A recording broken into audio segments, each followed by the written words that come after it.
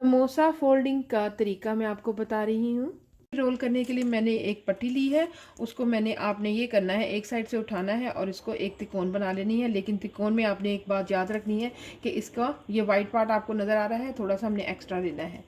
ठीक है, इसको एक्स्ट्रा लेने के बाद आपने इसको फिर घुमा लेना है नीचे की तरफ, और नीचे से घुमाने के बाद आपने इसको ऐसे उंगली की मदद से खींचते हुए इधर ले आना है।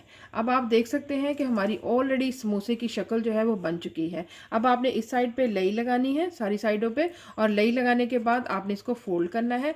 फोल्ड करने का तरीका ये है कि आपने ये पार्ट जो है वो इस कोने से मिला लेना है, और इसके बाद आपने क्या करना है, इसको उठाना है और आपने बाकी जो लई लगी होगी हमारी, और हमने इधर से इसको फोल्ड कर लेना है।